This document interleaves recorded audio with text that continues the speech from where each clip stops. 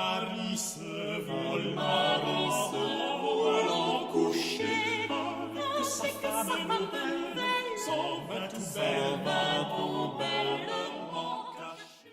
En 1951, Paul Éluard publie ce qu'il intitule fièrement la première anthologie vivante de la poésie du passé. Et de manière inattendue, il choisit d'y intégrer Rabelais, qu'il considère comme un véritable magicien du langage et un poète épique par son imagination débordante.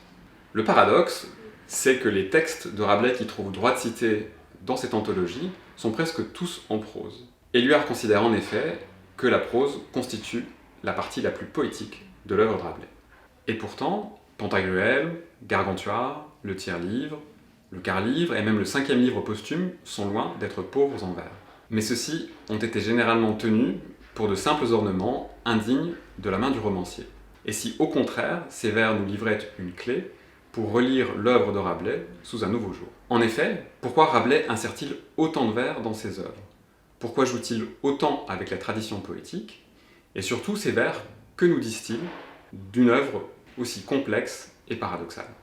Mon nom est Guillaume Berton, je suis maître de conférences en littérature française de la Renaissance à l'Université de Toulon, et le lieu où je me trouve est la bibliothèque municipale de Versailles, où sont conservées de nombreuses éditions anciennes de Rabelais. Le livre que je publie aujourd'hui, qui s'intitule Rabelais poète, propose justement de revenir sur cette dimension méconnue de l'œuvre du romancier. Il retrace d'abord l'histoire du recours au vers dans l'œuvre de Rabelais. Pour cela, il fait la part des choses entre les poèmes dus au romancier lui-même et ceux qu'il emprunte à ses confrères en poésie, comme François Villon, Clément Marot ou Mélin de Saint-Gelais. L'inventaire et la comparaison des poèmes permettent de redéfinir ainsi la poétique de Rabelais par rapport à celle de ses contemporains.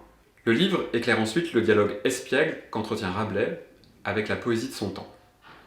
Il montre comment les poèmes inclus dans les fictions pantagruélines révèlent un maître du détournement et du pastiche, et un auteur qui multiplie les jeux, les énigmes et les défis lancés au lecteur.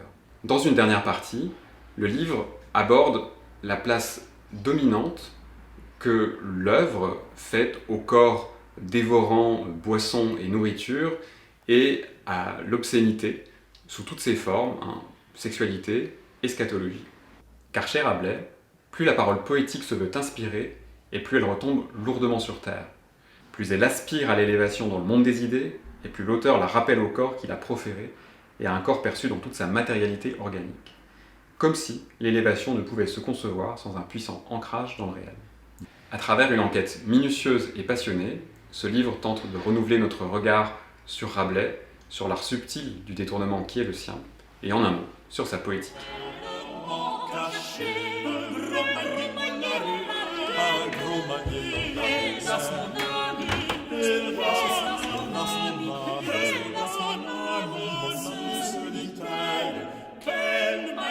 Vous, puis-je empoigner, c'est ici, pour le